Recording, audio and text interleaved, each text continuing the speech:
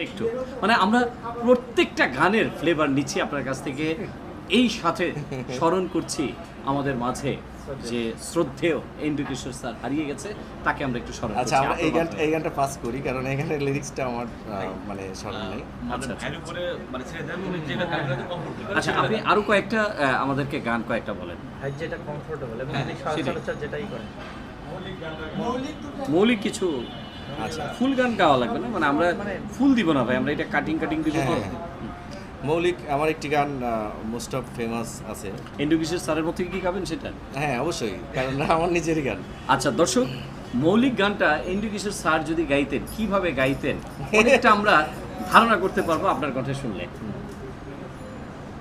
তুই মুচকি মুচকি হাসিস, ডাকলে শুনিস না, আমি যে তোর প্রেমে পাগল কেন বুঝিস না, তোর নরম নরম কথার সুরে আমি গলি না, মধুর সুরে পাগল করে মনে রাখে না, রঙ্গিলা রঙ্গিলা রঙ্গিলা রে, তোর প্রেমের রঙে রাঙিয়ে দে, পাগলা রে পাগলা রে পাগলা রে, পালে তুই মনটা রে চুরি করে নে।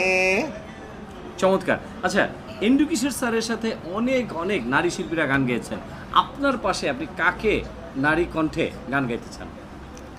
অবশ্যই আমি নারী কণ্ঠে এন্ড্রু স্যারের সাথে যারা গিয়েছে ওনাদের কি চাই। কনক চাপা কিন্তু তার সাথে অনেক গান আছে, তাকে যদি আপনার পাশে কখনো পান গান গাওয়ার জন্য, আপনার অনুভূতিটা কেমন লাগবে? আমার অনুভূতিটা অনেক ভালো লাগবে, কিন্তু আমি ওনার সাথে গাইবো না, কারণ আমার অত বড় মাপের একজন শিল্পী। যদি সুযোগ হয়, কনক চাপা ম্যাডামই যদি আপনাকে ইনভাইট করে গানের জন্য, আপনি মানে সেটাকে অ্যাকসেপ্ট করলে কিভাবে আপনি এটাকে দেখবেন? না, উনি যদি কখনো ইনভাইট করে সেটা আমি সাদরে গ্রহণ করে নিব, কারণ ওনার মতো একজন প্রতিভাবান এবং গুণী শিল্পী যদি আমাকে মানে ইনভাইট করে, আমি তো অবশ্যই গ্রহণ করব, মানে এটা তো আমার ভাবার উপরে।